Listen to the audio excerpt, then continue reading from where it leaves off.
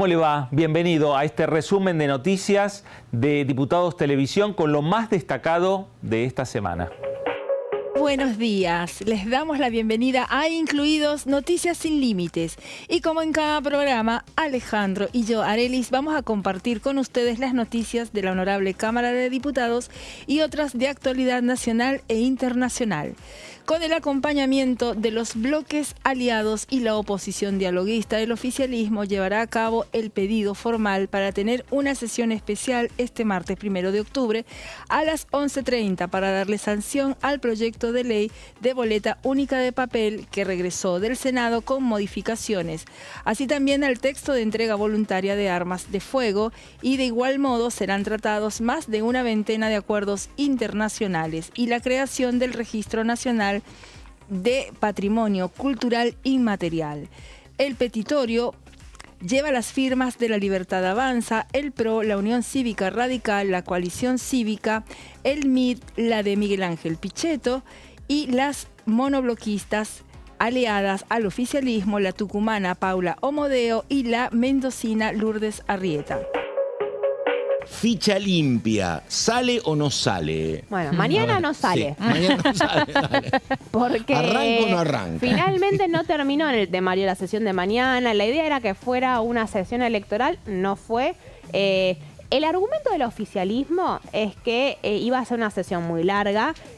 Recordemos que acá en la Cámara de Diputados hemos tenido una sola sesión, la esencialidad educativa, el tratamiento del DNU de inteligencia de la CIDE y la ley de financiamiento universitario. Con lo cual ese argumento... Por eso, hay un problema porque hubo un total de 5 dictámenes, hay que ver, lo estamos viendo ahora con boleta única.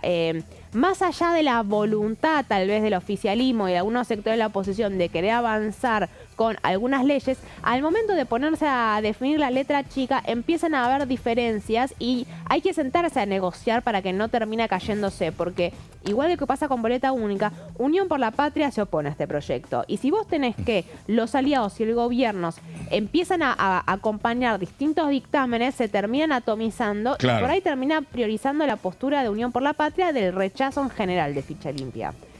Habíamos tenido hace unas semanas que había existido un dictamen de mayoría basado en el proyecto de Silvia Los Penato. Silvia Los Penato, diputada del PRO, y es la principal impulsora desde el gobierno de Mauricio Macri para avanzar con la ley de ficha limpia, que básicamente lo que propone es que aquellas personas que fueron condenadas en causas por corrupción no puedan candidatearse. Y esto hay que remarcarlo, porque están habiendo muchos trascendidos en la última semana de parte de la Justicia Federal sobre la posibilidad de que Casación Penal termine confirmando la sentencia en la causa de habilidad contra Cristina Fernández de Kirchner. Se había pedido correrlo a hornos y eso no prosperó, No prosperó por la causa de violencia de género. Sí. Como lo hemos mencionado antes, Ficha Limpia siempre tuvo ahí girando alrededor un nombre propio que es el de Cristina Fernández. Claro, es el único caso en este momento. De las candidateables. De las candidateables, sí, porque totalmente. Cristina Kirchner todavía se está especulando con la posibilidad de que sea candidata el año que viene. Ahora, el proyecto de Silvia Los Penato, que es el que tiene dictamen de mayoría, sostiene el doble conforme, es decir, que sea condena y después se ratifique esa condena en un tribunal superior.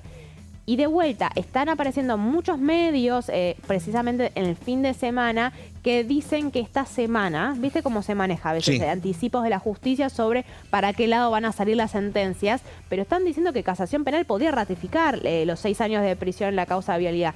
Ello llega a suceder. Con esta ley Cristina Fernández de Kirchner no puede ser candidateable y desde Unión por la Patria y en general del peronismo ya están hablando de proscripción. Perdóname, hoy hablábamos un poco sorprendidos de que en 8 meses hay elecciones y que comienza la campaña, en 6 meses, 8 meses empieza la campaña. Digo, ¿hay alguna fecha para el doble conforme o no hay?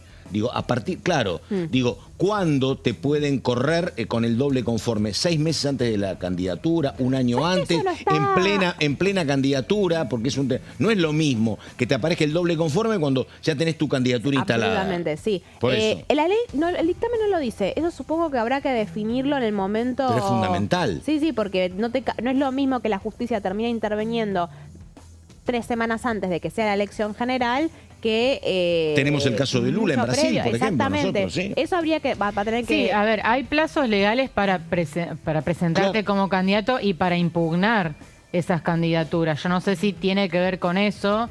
Si sale un fallo judicial en el medio, puede ser impugnable, ¿no? No, lo que la candidatura, digo. Digo, pero a ver, no es impugnable si vos no tenés el doble conforme. El problema es cuando el doble conforme te aparece después, 2 meses antes. De vuelta, ¿qué pasa si se confirma una condena 2 semanas antes de las elecciones? Exactamente. Bueno, eso lo va a tener que reglamentar el Ejecutivo cuando salga la ley, si es que sale la ley. Claro. Porque efectivamente, sabiendo que la justicia actúa en base a los tiempos políticos, puede terminar sucediendo. Pero bueno, el momento a la espera, ¿no? Porque desde los sectores del kirchnerismo están prestando mucha atención a ver cuáles son las novedades judiciales que hay esta semana. Y en el caso de que se llegue a confirmar la condena, que de la causa de debilidad ya de por sí implica la inhabilidad para ocupar cargos públicos, más allá de la ley de ficha limpia.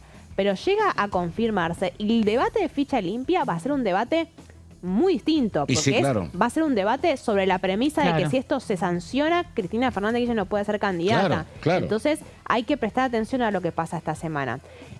Puntualmente lo que sostiene el dictamen de Silvia Lospenato engloba todos los delitos por corrupción, ¿no es cierto? Que puede ser tráfico de influencias, enriquecimiento ilícito, encubrimiento, negociaciones incompatibles con el ejercicio de la función pública, exacciones ilícitas, fraude en perjuicio de la administración pública y un montón de otras iniciativas. La ley que modifica este proyecto de ficha limpia ya concebía otras trabas para algunas candidaturas. Y vamos a la próxima placa. Eso antes diga los que incluye antes la ley. ¿Cómo va a ser el mecanismo? Claro. Olvídate del punto de, a partir de cuándo empieza a funcionar. ¿Hasta dónde dura? Pero ¿cuánto dura esa inhabilitación para poder candidatearte? Va a durar desde que se revoque la condena, hasta que se revoque la condena. O el cumplimiento de la pena. Suponete que en el caso de doble conforme interviene la Corte Suprema y revoca esa condena. A partir de ese momento ya condena se puede. por 4 años no podés ahora, pero podés sí para la próxima, en caso presidencial. Y se cumple la pena, los 4 años después podés ser candidata. Y ahora sí, vamos a qué otro tipo de... ¿Qué otras características incluía ya la ley que imposibilitaba el poder ser candidato? Me parece que acá viene el caso del diputado misionero, por ejemplo, ¿no? Me parece. ¿Te acordás? Pero el diputado misionero es diputado provincial. Sí, claro. En este caso, y todavía no hay legislación. Y no hay condena tampoco, está siendo investigado. Vamos a la próxima placa. Esas son las otras prohibiciones que incluye la ley 23.298 que les decía. Al personal de las Fuerzas Armadas, a los jueces y funcionarios del Poder Judicial y esto que fue incluido en los últimos 20 años, que son las personas procesadas por genocidio, crímenes de lesa humanidad o crímenes de guerra. Ahora, decíamos que en la sesión de mañana al menos ficha limpia no se va a aprobar porque lo terminaron sacando del temario. Digo sacando porque todo el discurso oficial hasta hace al menos 2 semanas era que la sesión iba a ser una sesión electoral. Sí. Boleta única y ficha limpia. Bueno, nos encontramos con la realidad que hay 5 dictámenes y están habiendo algunas discusiones para poder consensuar una postura única que de vuelta tiene el rechazo muy claro de Unión por la Patria y de la izquierda y que si no se acuerda una postura común es posible que pueda tambalear después en el recinto. Yo traje otros 2 dictámenes en minoría para repasar un poco de qué es lo que estamos hablando. Uno es el que mencionaba, Unión por la Patria, que es ficha limpia, pero con condena firme, es decir, con Corte Suprema de Justicia incluida, y también incluyendo los delitos económicos que sean más en general, no solamente de parte de la administración pública. Sí, hay lavado sería administración pública, pero fuga de capitales, por ejemplo, ¿no? Si sos condenado por fuga de capitales, no podés tampoco ejercer cargos ni candidatearte. Y después, como otras alternativas que se están barajando y por qué no se termina de consensuar, traje el dictamen de Fernando Carvajal, diputado de la Unión Cívica Radical, de la línea Facundo Manes y opositor interno, podemos decirlo, adentro de la Unión Cívica Radical, presidida por Rodrigo de Loredo. Sostiene una ficha limpia que sea con una sola condena, es decir, que no se necesite una ratificación en casación penal, y para todos los delitos con más de 3 años de pena, ¿no? Entonces, ahí estaba la discusión, si era con solo una condena o doble condena y qué tipo de delitos. El debate todavía está abierto, se está terminando de definir, pero de vuelta, importante en un contexto en el cual se está anticipando la posible ratificación de la condena de Cristina Fernández de Kirchner, que va a cambiar un poco el tono del debate. A ver, veámosla, cómo es la boleta. Ahí la vemos. Son 3 dobleces los que va a tener. Esta entiendo yo que es una boleta para el caso de elecciones presidenciales, ¿no? Porque el primer doblez correspondería a los candidatos, las fórmulas de presidenciales. Y para una PASO. Y para una PASO. Porque hay diferentes candidatos de un mismo partido político, de una misma agrupación política. Ajá, se repite bien. el color político. Siempre se tiene que identificar el nombre de la agrupación política, la sigla, el signo distintivo y el número de la lista, ¿no? Con la que va a competir. Eso se repite respecto del sistema anterior. Esta es muy correcta la observación que haces, Martín, por el hecho de que, bueno, ahí vemos varios colores, y los colores, todos los colores uniformes, que lo vemos acá a nuestras espaldas también. Los colores uniformes corresponden a donde haya paso. Claro. Las pasos se mantienen. Una de las críticas que se escucharon de parte de La Libertad Avanza fue el hecho de que, bueno, que ellos querrían eliminar también las PASO, dijeron, no son los únicos que quieren eliminar, y la izquierda también insistió con que había que eliminar las PASO también, siendo que ellos la usan también, o sea que, sí. Bueno, de hecho les sirve bastante, ¿Les porque sirve? ellos compiten por la misma base electoral que otros partidos minoritarios de la izquierda, que siempre terminan no alcanzando ese umbral del 1,5%, y después terminan absorbiendo ese caudal electoral, que es bajo, pero muchos partidos como el Nuevo Más no terminan pasando ese piso y terminan, beneficiándose. Por eso es llamativa algunas de las observaciones que hace la izquierda. Tienen como un planteo más, si se quiere, filosófico, una declaración de principios en contra de ese piso proscriptivo, ¿no? Claro. Es lo que yo... Eso sí lo tiene muy, muy crítico. Y quizás es el hecho, ese 1,5% que hay que sacar para competir, que, bueno, son muy críticos en ese sentido. Pero bueno, ese es el sistema de votar a partir de las próximas elecciones, entonces lo vamos a tener. Sí. Veamos entonces, la votación salió 143 votos afirmativos, 87 negativos, 5 abstenciones. Veamos el momento histórico de la votación de ayer. Sírvanse, identificarse y a marcar su voto. Tiempo.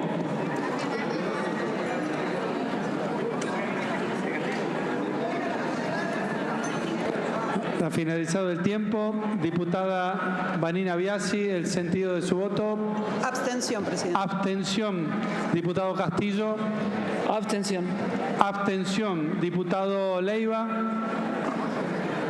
Negativo, presidente, como es negativo mi voto en el aumento de las tarifas, en el aumento del peaje, en el aumento todas las de los sesiones pasajes. hace lo mismo, diputado. Así que negativo, gracias, presidente. diputado. Diputado del Caño. Abstención, presidente. Diputada Slotauer. Abstención. Diputado Vilca. Abstención. Abstención. Diputada Lorena Villaverde. La sesión. Afirmativo.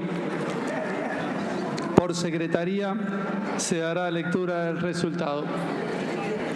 143 votos afirmativos, 87 negativos, 5 abstenciones.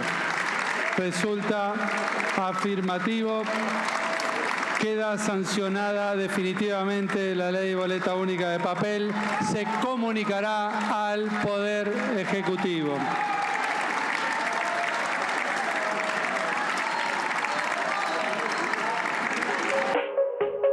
Bueno, chicas, miren, ¿Qué tenemos me acá? acaba A de ver. llegar la boleta única de papel para que se den cuenta. ¿Qué tendrá esto, che, de ancho? ¿1 metro? No, sí, 1 metro. Un debe metro. tener, ¿no? Bueno, está. A mí me hubieran avisado, me pintaba las uñas. Están todos los 2 detalles. fotos solamente por partido político. Este sería un modelo de las PASO, Sí. ¿no? O sea, que cada figurita de color representa un partido, pero la voy a bajar un segundo, diré. Espera, la bajo 1 minuto para poder acomodarme. Ahora la vuelvo a agarrar. Ahí está. Voy a mostrar esta parte de acá, la roja. ¿Ves? Acá tenés un partido que va a las PASO. Entonces vos tenés identificado por color, estaría el escudito del partido político. Claro. Y abajo las fotitos de los candidatos. Y ya ahí abajito, 70 centímetros, mirá. Más precisamente. Para ser Muy más bien. precisos. Y ahí abajo, sí, cómo continuaría la lista de candidatos. Un minuto, Quiero volver a agarrarla. Dame un segundo, Marce. La saco. Y acá tenés, después, hasta 5 representantes de la lista. Pero la tenía que ver de frente para poder darme cuenta. Y acá tenés el troquel de identificación que votaste, acá en la parte superior. Estoy con uno. ¿Dónde estoy? Sí, Susana. Acá. Ahí. Acá, este troquelito que te queda de comprobante. Y el sobre. El sobre que me re sorprendió, porque yo pensé que iba sin sobre.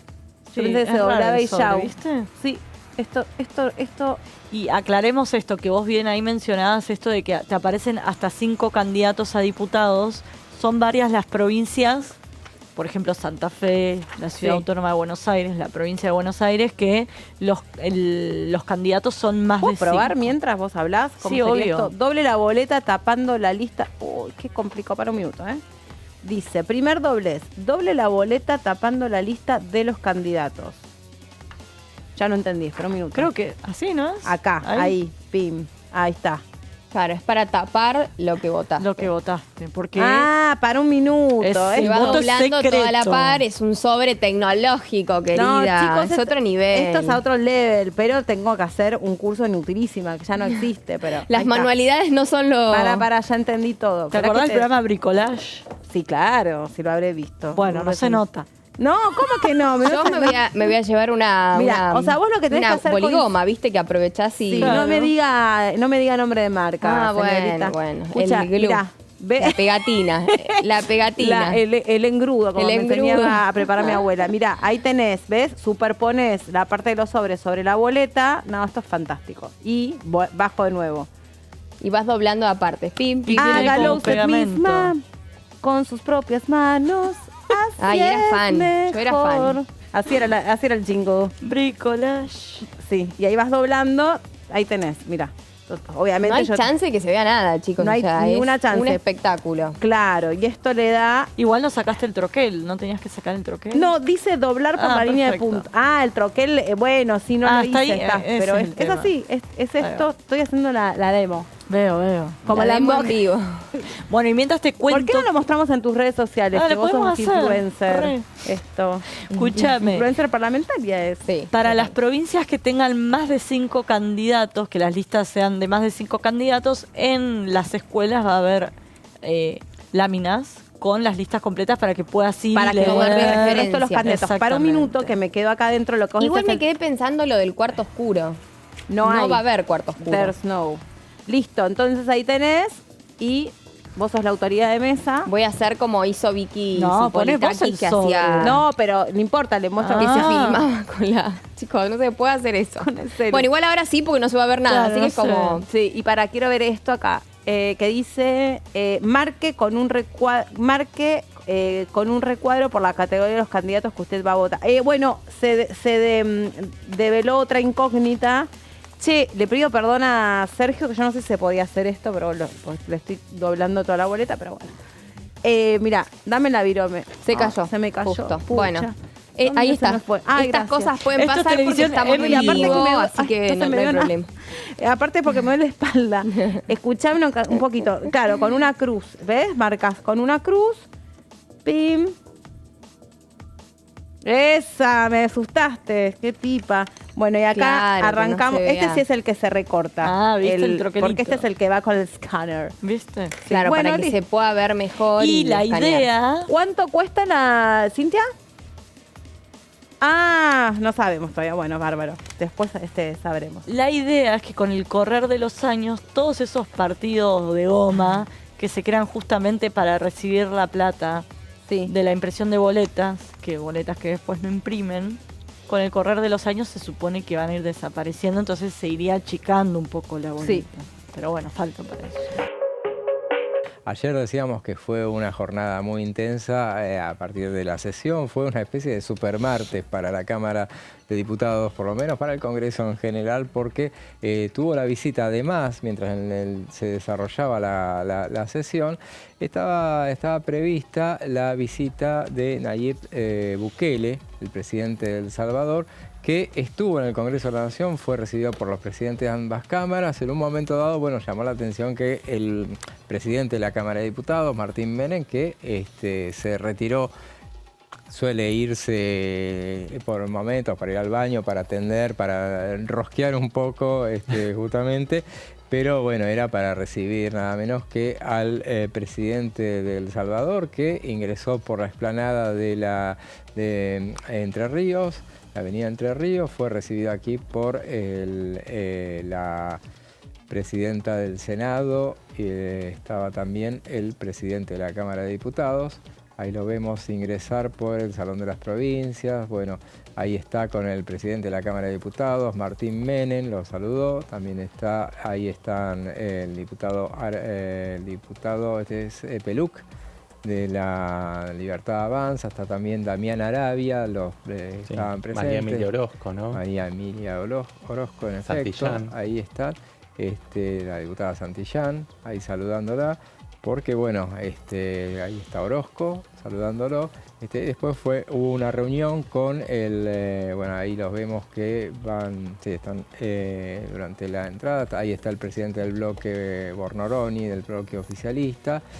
Y bueno, tuvo una reunión se reunió en el despacho del presidente de la Cámara de Diputados. Ahí lo vemos transitar tuvo inclusive algún diálogo con periodistas, el presidente de El Salvador, también hubo intercambio, también tenemos un saludo. Como una especie de remolino en la puerta del despacho de presidencia. Yo era uno de los curiosos que me había acercado ahí a sacar una foto, a ver qué es lo que estaba pasando. Sí. Y se ofreció muy amablemente a dar algunas declaraciones. Un presidente de una nación centroamericana que de repente con una idiosincrasia muy diferente, con claridades muy diferentes a la de Argentina, pero que es muy apreciado y es tomado como un ejemplo a imitar por la política de seguridad que demolió la criminalidad en El Salvador, y por eso es mirado muy de cerca por ejemplo, la ministra de Seguridad, Patricia Bullrich. Ahí lo vemos firmando el libro de honor de la Cámara de Diputados. Hicieron un intercambio de presentes con el presidente de la Cámara de Diputados también. Ahí vemos algunos de los presentes que intercambiaron ambos en el Salón de Honor. Esto fue a las 15:30, ese es el momento en el que se ausenta. Todavía estaba promediando el debate de boleta única en ese momento, donde el presidente de la Cámara tuvo una jornada intensísima que terminó cerca de las 2 de la mañana. Ahí vemos haciendo el intercambio de cuestiones. Recordemos que esta es una visita de Estado del presidente de El Salvador. Justamente, ¿cuál es la diferencia de otro tipo de visitas? Visita de Estado es cuando se reúne con los tres poderes. Justamente, entonces mantuvo reuniones con el presidente de la Nación, eso fue el día anterior. Y ayer se reunió con los presidentes de ambas cámaras. También en la Cámara de Senadores hubo un intercambio de preguntas con los senadores, y por ejemplo, entre otras cosas, él decía, lo consultaban justamente por las medidas adoptadas, el plan de seguridad en El Salvador. Él decía que las pandillas, las maras, las conocidas como las maras, controlaban el 85% del territorio en El Salvador, y bueno, se lo planteaban con los parangones con la Argentina. Justamente él decía que el caso de Argentina no es ni por cerca lo que sucedía en su país, y Argentina, dijo, palabras del presidente salvadoreño, Argentina es de los países más seguros, pero todo es relativo y el crimen aquí ha ido subiendo desde hace un par de años, así que es un hombre que conoce la actualidad. Recordemos también, recientemente se había reunido con la ministra de Seguridad, que le debe haber contado cuál era la situación argentina, la ministra Bullrich. Dijo que también cada nación es diferente, con distinta legislación e infraestructura, y en nuestro caso hasta los medios de comunicación, que son sumamente hostiles, se pusieron de nuestro lado. Eso es lo que decía. Acá lo vemos departiendo con los diputados nacionales, que también se ausentaron unos minutos del debate. Ahí lo vemos al diputado Peluc. Lo vemos al presidente del bloque libertario, Gabriel Bornoroni, ¿no? Ahí está presente también, así es. Decía que nosotros entendimos que a la fuerza y a los golpes, que la única forma era ir tras el pandillero y arrestarlo, decía. Entonces el joven ahora piensa en esos nuevos incentivos y no en ir a la cárcel. Esas eran partes de los comentarios que hacía el titular del Ejecutivo salvadoreño en su visita acá. Entonces también imaginamos que hoy debe haber tenido una reunión con representantes del Poder Judicial, porque visita de Estado es estar con todos los poderes del Estado y así fue delineada esta reunión. Recordemos, en la asunción de Bukele estuvo Milei. Justamente, así que hay una buena relación entre las partes y bueno, debía una visita. Bukele no había estado en la asunción de Milei, pero justamente porque no era todavía presidente de El Salvador. Resumen de noticias por aquí por Diputados Televisión. Vamos a una pausa y enseguida regresamos.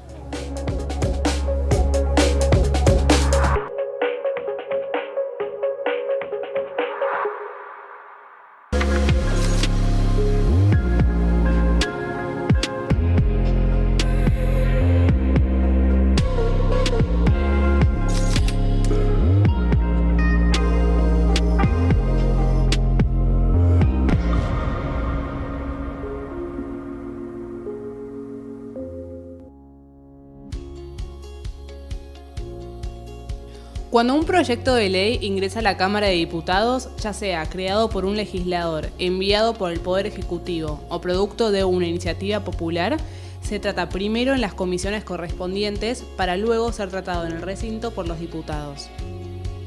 Las comisiones son el ámbito de análisis y debate sobre los proyectos de ley conformadas por legisladores de distintos bloques.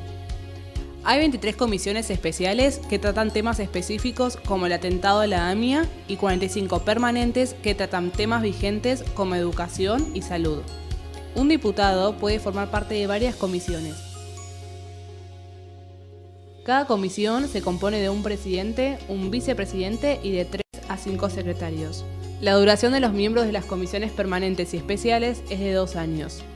Para que la comisión funcione debe tener quórum, es decir, un mínimo de 15 y un máximo de 31 a 49 diputados. Las autoridades son elegidas por los propios integrantes de las comisiones, que a su vez son elegidos bajo consenso por sus propios bloques. Para que un proyecto sea tratado en el recinto, debe contar con el apoyo de la mayoría de los integrantes de esa comisión. Al finalizar una reunión de comisión, se dictamina sobre la pertinencia de tratar el proyecto en el recinto. El dictamen propone una resolución o decisión sobre una o varias iniciativas o proposiciones.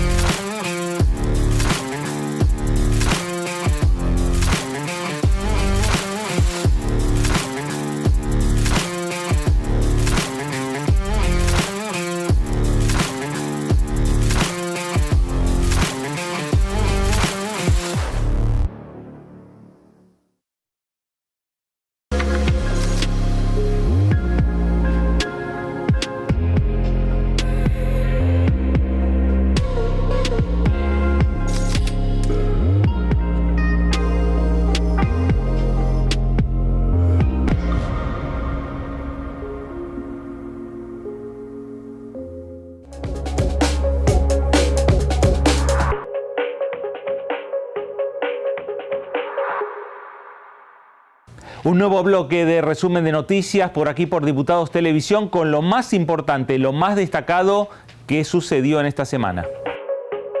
Bueno, buenos días. Efectivamente, como comentaba el vocero, cumpliendo hoy con el mandato que más del 55% de la gente le dio al presidente Javier Milei y sus instrucciones en reducir el déficit y eliminar todos los gastos innecesarios, hemos tomado la determinación y hemos cumplido ya con cerrar DECAF, una empresa ferroviaria que no operaba trenes y que tenía funciones que, como bien explicó también el vocero, estaban duplicadas en las demás empresas ferroviarias. Esto representa una baja en la planta de personal del Estado de 1.388 puestos de trabajo menos, que el Estado no va a tener que pagar esos sueldos, lo cual implica un ahorro de 42.000 millones de pesos al año si le sumamos los 23 cargos jerárquicos que estaban duplicados y que cobraban entre 2 y 4 millones de pesos por mes. A su vez también, como comentario, quiero sumar que se ha cerrado el Instituto Argentino de Transporte, que por más de 10 años había sido creado o subsistió durante 10 años y no había emitido ningún dictamen a los fines que había sido creado, generando también, lógicamente, desgastes administrativos innecesarios.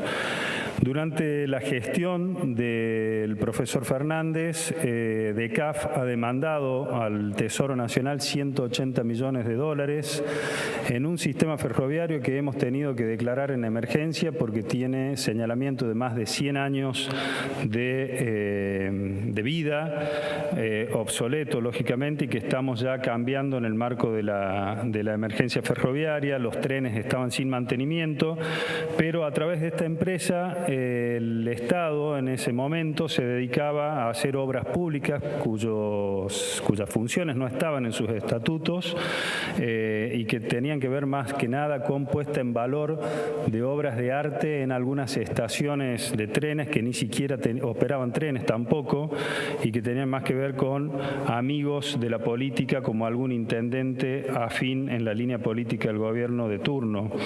Además también contrataba artistas populares en un programa que se llamaba Entretenerte y que paradójicamente se desarrolló en el marco de la pandemia, donde tenían encerrados a todos los argentinos, pero despilfarrando los recursos del Estado se dedicaban a contratar artistas y a hacer fiestas, entre enormes comillas, gratis, porque eso le costó miles y miles de dólares a los argentinos, además del despilfarro en el uso de vehículos oficiales, de teléfonos celulares, de tarjetas de crédito y gastos de combustibles que no eran necesarios en lo absoluto. El pico de personal de esta empresa llegó a 1.811 empleados en noviembre de 2023 y, como les decía, desde que hemos asumido hoy la hemos reducido en 1.388 y hemos procedido al cierre de la misma. Bueno, hoy, como decía, es un gran día porque estamos reduciendo el gasto, camino a reducir el déficit del Estado por instrucción del presidente, eliminando gastos que son totalmente innecesarios para el Estado. Bueno, ahí estaba Franco Mojeta, que es el secretario de Transporte de la Nación, con el anuncio, ¿no? Acompañado por el vocero presidencial, Manuel Adorni, en el marco de las conferencias que se dan habitualmente en la Casa de Gobierno. Pero también la pregunta siguiente fue, bueno, ¿de qué manera se va a implementar, no? Exactamente, porque eso que decíamos antes, dentro de las 41 primeras empresas que estaban sujetas a privatización en la ley bases, quedaron 9 en el listado, claro, y entre ellas está Ferrocarriles Argentinos y todo su sistema. Hemos aprendido en definitiva en este debate que, así como con aerolíneas hay distintas empresas subsidiarias que dan el servicio para que se pueda volar, aquí también en este sentido hoy conocimos una de las otras unidades que tenía Ferrocarriles Argentinos y que fue cerrada. Bueno, vamos a escucharlo nuevamente al secretario de Transporte de la Nación. Las anomalías en esta empresa tenían que ver, por ejemplo, con áreas de género que contrataban personal que no prestaba tareas en el lugar y pese a ello le pagaban sueldos. También hemos detectado contrataciones de 3 productoras audiovisuales por 80 millones de pesos en el año 2023, cuando en realidad contaban con ese personal para hacerlo ellos mismos. Luego gastos superfluos en catering, que tenían que ver con estos eventos que comentaba recién, que estaban muy lejos de una función propia del sistema ferroviario y que era a través de la contratación de artistas para hacer obras de teatro en estaciones ferroviarias, por ejemplo. ¿Qué intendentes involucrados hay? ¿De qué municipios? Son varios. La lista es larga y después en privado te lo puedo aportar. Pero en realidad lo que nosotros hemos logrado a través del cierre de esta empresa, como explicábamos recién, es el ahorro para el Estado de 42.000 millones de pesos en el año. En esta semana hemos tenido el anuncio en las redes sociales por parte del gobernador de la provincia de Río Negro, Beretilnec, que hacía alusión y sobre todo remarcaba que a través de lo que fue la sanción de el régimen para las grandes inversiones, bueno, a través de esto Río Negro va a ser el epicentro a través del Golfo San Matías, como bien decías recién, para la instalación de un buque que se denomina el Gili Episello, que estuve tratando de buscar para entender un poco más estas estadísticas. Primero y principal, lo que hay que decir es que tiene una capacidad de producción del gas natural licuado para el transporte de 2,45 millones de toneladas, lo cual equivale a, lo tenía por aquí, 11 millones y medio de metros cúbicos de gas natural. Esto es anual. Esto es la capacidad que va a tener justamente de producción y de el traslado, obviamente, del gas natural licuado. Sería la primera vez que una empresa, en este caso PAN, que es la Pan American Energy, junto con la empresa noruega Golan LNG, serían las encargadas de hacer, bueno, esta inversión para que este buque se pueda instalar en el Golfo ubicado en Río Negro y haga el primer transporte de gas natural licuado a gran escala en la República Argentina. Este mismo buque, recordemos, ya había hecho este tipo de trabajos y lo hace, como por ejemplo en Kribi, en Camerún, donde justamente produjo más de 8 millones de toneladas de GNL y cargó más de 120 buques metanos. Este lugar, este sitio que mencionaba recién, Kribi, en Camerún, reúne las mismas características técnicas que este golfo que mencionábamos recién, el San Matías, ubicado en Río Negro, que son básicamente 3 puntos principales. En principio, las propias características de operación del buque, para que pueda básicamente hacer la práctica el buque. Los estudios de batimetría, que lo que significa es básicamente la medición de las profundidades para que se pueda llevar a cabo este tipo de actividad. Y también las condiciones del océano gráficas, lo que significan las mareas, los vientos, las olas, justamente para que se pueda llegar a desarrollar. Gonza, ¿y para cuándo se proyecta entonces ya empezar a tener esa producción? Bueno, esto como tal lo anunció Beretilnec, el gobernador de Río Negro, sería para que la Argentina, desde esta provincia, desde el Golfo San Matías, a partir del 2027 pueda empezar a gran escala a trasladar y a exportar el gas natural licuado, lo cual se espera que se genere este número, lo dijo obviamente también el gobernador, que puede llegar a generar casi 2 millones y medio de toneladas de gas natural licuado por año, lo cual sería una noticia muy importante. Y dentro del video que publicó en sus redes sociales, habló del RIGI. Remarcó la importancia de lo que es este régimen para las grandes inversiones y que básicamente no hubiese sido posible sin él mismo. Y es lo que viene a reemplazar lo que había sido el acuerdo con Petronas, ¿no? Que finalmente no terminó de cuadrarse porque se iba a instalar una empresa, una fábrica, un material específico para el desarrollo de la licuefacción del gas. Como eso se terminó de desmontar en definitiva por los cambios de la localización, bueno, se anunció esta inversión que no viene a construir una fábrica en el país, sino a, una vez que lleva el gas desde la base de Vaca Muerta hacia la costa en un gasoducto, bueno, de ahí ingresa al barco y el barco es el que tiene la capacidad de procesarlo. Lo mismo que si se hubiera instalado una empresa con, bueno, lo que significa el material de de instalar una empresa en el país, bueno, esto en vez de instalarla va a estar flotando en el mar. Claro, exactamente, y empezará a dar sus frutos, bien como decía Gonza, a partir del año 2027. O sea, que llevará estos 2 años en lo que es la preparación, en definitiva, ¿no? Claro, exactamente, y seguramente en el medio de aquí hasta el 2027 se irán brindando detalles, obviamente, de todas las inversiones que se tienen que hacer para que esto se lleve a cabo, lógicamente. Recordemos que Pan America Energy tiene la sede central en la República Argentina. Ajá. Y es una de las empresas petroleras más importantes de la zona y que generó más de 19 millones de dólares entre el 2001 y el 2021 en upstream en la República Argentina, que upstream es básicamente la exploración, descubrimiento y producción del petróleo, del gas, que son básicamente los pasos que van camino hacia lo que significa la refinería.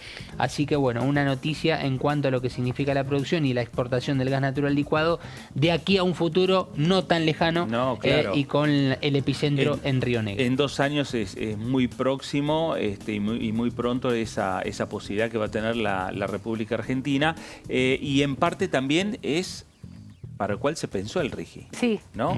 Para esas grandes inversiones, porque no es solo la inversión, sino que también, a ver, el RIGI permite tener unos amplios beneficios fiscales a las empresas. Sí, principalmente eso y la capacidad de exteriorizar los capitales, ¿no? Claro. En este caso, la inversión va a ser en el proceso de licuefacción, no en la instalación de una empresa que después va a quedar en la Argentina, sino que por un tiempo el barco va a hacer ese trabajo en el instalado, digamos, frente a las costas del Golfo San Matías, que está ahí, Las Grutas, uno de los lugares, uno de los centros turísticos de Río Negro. Así que muy cerca de esa zona va a estar instalado el barco. Pero bueno, parte de lo que daba como posibilidad el régimen de grandes inversiones dentro de la ley bases. El día martes, cuando participó de esa conferencia de prensa ampliada de varios bloques, de varios diputados nacionales de distintos colores políticos, en el Salón de los Pasos Perdidos, mientras transcurría la sesión en la Cámara de Diputados, la diputada Dania Tabela encabezó una conferencia de prensa y estuvo flanqueada por diferentes legisladores nacionales de Encuentro Federal. Estuvieron los diputados de Córdoba, estuvo Martín Lustó de la Unión Cívica Radical y estuvo, no solo Guadalupe Tagliaferri, sino también estuvo Álvaro González. Bueno, y también fue un poco fuerte la imagen que hemos visto el otro día respecto a esta conferencia de prensa que se realizó en el medio de la sesión, que vos decías, Fer, con la mención de todos los bloques que estaban apoyando, más allá de que se mostraron algunas figuras, ¿no?, dentro de la conferencia por una cuestión de espacio, de que se estaba desarrollando la sesión. Pero de todas maneras ahora la gran pregunta es qué pasará con los números. Y al mismo tiempo qué pasará con las auditorías.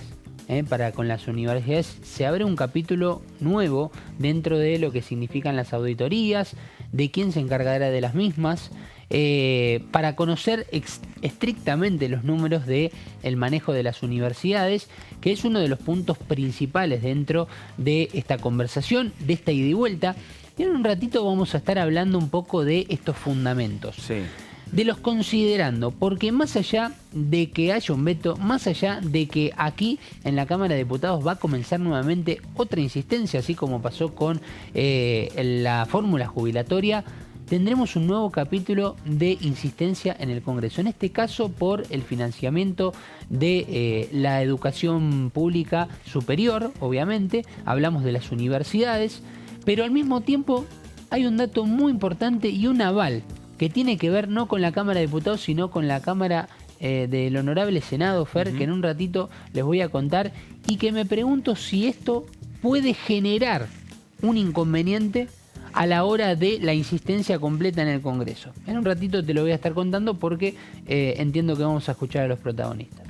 Bueno, puede ser que ahí estamos viendo a espaldas tuyas, Gonza. Esta es la imagen del día de hoy. Exactamente. Es la imagen es el texto del veto presidencial respecto a la ley sancionada por parte del Congreso de la Nación. Y ahí estamos viendo, mira, ahí están en letras de de un tamaño mayor, Auditoría General de la Nación, habla de los controles que tienen que tener las universidades, que en definitiva es parte del texto también que estuvo, el texto que estuvo la ley, ¿no?, sancionada, donde hablaba del tema de las auditorías. Sí, exactamente. Y es más, ayer hemos visto inclusive diputados de la oposición que publicaron el veto en un posteo directamente para un poco que eso llame un poco la atención, porque obviamente no están celebrando el veto, sino que cuando uno lee la descripción de por qué suben esta foto explícitamente del veto,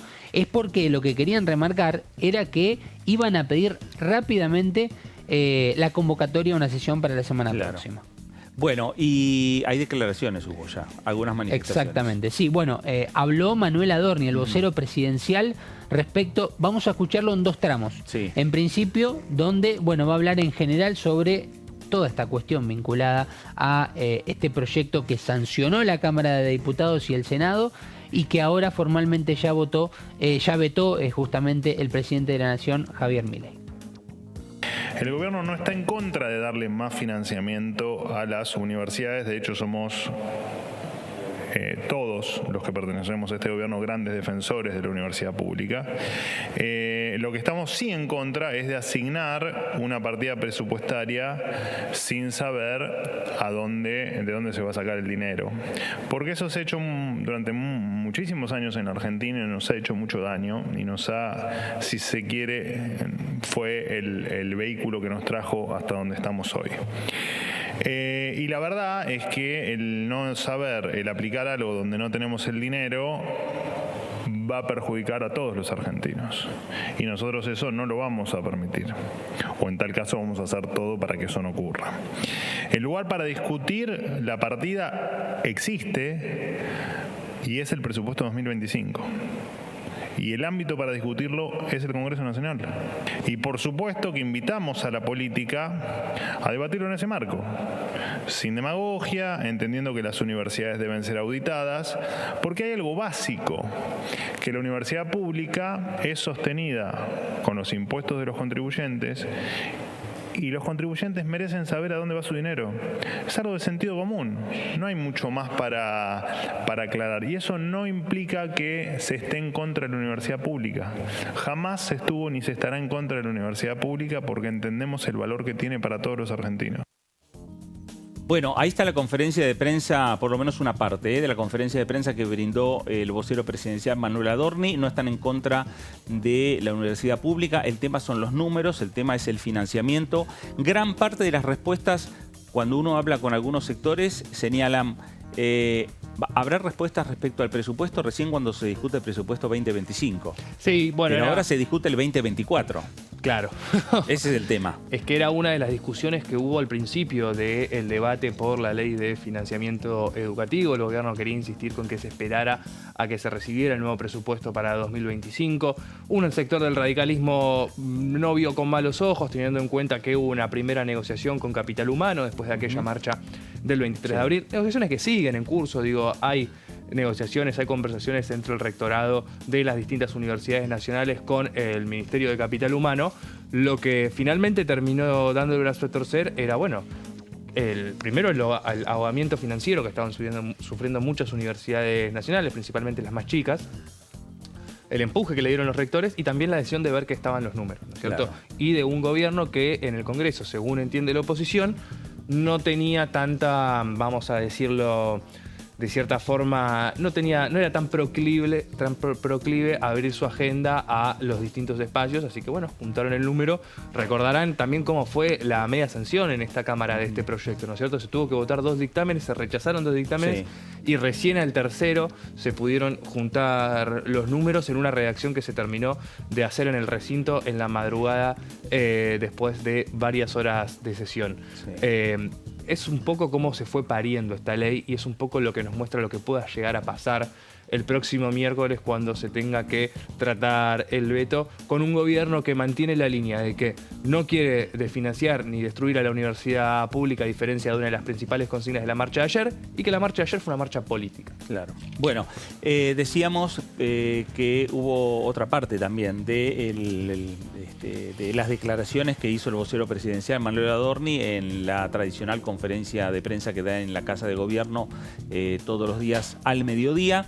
Manuel Adorni, segunda parte, el tema, el financiamiento a las universidades nacionales. Y sobre el veto, no, nos parece que, por si alguien más me iba a preguntar, que entiendo que sí, los considerandos son bastante claros. Siempre es bueno cuando hay un decreto, en este caso el veto, leer los considerandos, porque lo que explican es el motivo del veto. El artículo 38 de la ley 24.156, y acá empiezo a responderle su pregunta en lo específico, de administración financiera y de los sistemas de control del sector público nacional, exige de forma expresa que toda ley que autorice gastos no previstos en el presupuesto general deberá especificar las fuentes de los recursos a utilizar para su financiamiento. O sea, básicamente la pregunta es ¿de dónde se saca el dinero? Pero hay algo incluso más gravoso, o igual de gravoso. Espérenme que yo termino, después lo discutimos. Tengo tiempo, 20 minutos más tengo, después tengo una reunión. El propio reglamento de la Cámara de Senadores, y digo de senadores porque esto no existe en diputados, en su artículo 126 prevé que todo proyecto, se lo digo de manera textual, todo proyecto que importe gastos incluirá en sus fundamentos la estimación de tales erogaciones e indicará la fuente de financiamiento a fin de justificar la viabilidad del mismo. De no ser así, no se discutirá en las sesiones de la Cámara hasta tanto la omisión no sea subsanada por él o los autores del mismo. El impacto total del proyecto constituiría un total de 1.524.675.060 pesos. O sea, 1.5 billones para hacer números redondos, que por supuesto afectaría el equilibrio de las cuentas públicas. Y cuando se afecta el equilibrio de las cuentas públicas, lo que ocurre es lo que he explicado en 1.000.000 de oportunidades, que es básicamente que usted tiene tres maneras de financiarlo, que las tiene que indicar el Congreso. Una es la emisión monetaria, que no estamos dispuestos a hacer porque nos ha traído hasta estos niveles de inflación descontrolados, y al haber estado en riesgo de una hiperinflación que hubiese llevado a la Argentina a un mar de pobreza de punta a punta de la Argentina. La otra alternativa que usted tiene es endeudarse, que tampoco estamos dispuestos, primero porque además esto es un tema que no se resuelve condenando a las generaciones futuras al pago de nuevos impuestos para pagar la deuda que hoy se toma. Eso lo sabe porque es nuestra filosofía. Y además de eso, la tercera alternativa que habría es subir impuestos. Bueno, si quieren financiarlo con alguna de estas tres, o sacar, por supuesto, una partida de otro lado, ¿no? Entonces, evidentemente, no le han encontrado una solución cuando hicieron la ley, ya que no especificaron y no cumplieron ellos mismos con lo que marca la ley. Bueno, ahí está la palabra del vocero presidencial, ahí está la palabra del gobierno respecto a este tema. Enseguida después vamos a estar hablando un poquito más, Gonza, de los considerandos, de por qué del veto presidencial, y tratando de entenderlo y tratar de desmenuzar un poquito la idea del gobierno nacional. Pero también en un canal colega, ayer por la noche, se vio un debate entre el vicerrector de la Universidad de Buenos Aires y el secretario de Política Universitaria del Gobierno Nacional. Vamos a compartir fragmentos de este debate hablando respecto al financiamiento universitario. Vos haces una confusión muy pícaramente entre lo que es la simple información y lo que es la rendición de cuentas. Tu secretario de Hacienda, en mi cara, en una reunión, dijo que ellos no iban a cargar ninguna factura, que eso es una rendición. Vos tenés que entrar en el Cita-Red, le explico a la gente, es un sistema en el cual se cargan todas las facturas. Esas facturas no las carga la UBA. Es más, debe años sin cargar facturas, a tal punto que esta nota que tengo acá, del del 5 de diciembre de 2023 de la gestión anterior reclamándote los años 2015 a 2021. ¿Por qué? Porque simplemente informar no es rendir. Rendir es elevar la factura. Los muestro, está la firma de Alejandro. Están las facturas. Acá eso están, es informe. Esta es la rendición. No, eso no es la rendición que se pide por ley. Y la ley de administración financiera en el artículo 14 nunca van a mostrar una factura. Obliga a las universidades nosotros tenemos que creer en la Contaduría General de la Nación y se hace la cuenta de inversión de las tenemos que creer lo que vos decís, sin ver las facturas. Buenísimo. El resto de las universidades sí sube las facturas, ¿eh? O sea que nosotros, como una vez le dije a alguien, existe la Constitución Nacional, la Ley de Educación Superior y la UBA, que requiere una ley particular. Ustedes tienen que cumplir igual que el resto de las universidades. Alejandro, ya sé que te graduaste en la Universidad de Salvador. Sí, a mucha honra. Sos profesor de la UBA. Y también me gusta Vos también mucho. tenés que defenderla. Sí. Y acá están las rendiciones del 100%. Pero defenderla, y tienen tu firma. Perdón, defenderla es auditar. Nosotros queremos una universidad auditable. Bien. ¿Por qué? Porque ese dinero es muy valioso para nuestra gente. Bien, va a haber... Cada peso que ustedes le sacan a un trabajador, nosotros lo tenemos que auditar. No, disculpen, Jacobit y Álvarez no. No, los dos. Si es media hora, es media hora. Él habló de auditorías. También dijeron que las universidades no se dejaban auditar. Las auditorías, y lo sabés bien, las auditorías de las universidades son exactamente iguales que las de todo el Poder Ejecutivo. Sí, las no las hace. Y las hace la Auditoría General de la Nación. Sí, usted fue hace 6 años. Que no depende, una sola facultad. No depende de las universidades. Y ahí estás diciendo una mentira más, que ya Juan Manuel Olmos, que es el presidente de la auditoría... Del PJ, socio tuyo, kirchnerista de la capital. Que es el presidente de la auditoría. Sí, aclaró que la última auditoría que hizo la GEN en la Universidad de Buenos Aires terminó en el 2013. Está muy bien. Está muy bien que se protejan entre ustedes. Bueno, ahí veíamos parte de este debate. Alejandro Álvarez, el subsecretario de Gestión Universitaria de la Nación, Emiliano Jacobiti, vicerrector de la Universidad de Buenos Aires. Ese debate es el que en parte lo que se vivió aquí en la Cámara de Diputados.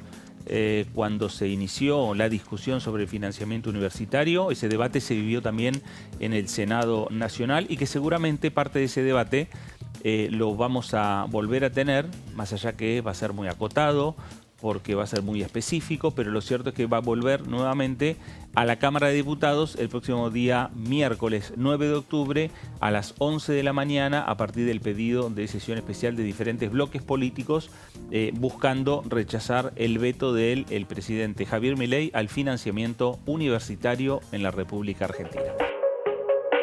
Hasta aquí el resumen de noticias por Diputados Televisión. Gracias por acompañarnos y nos reencontramos.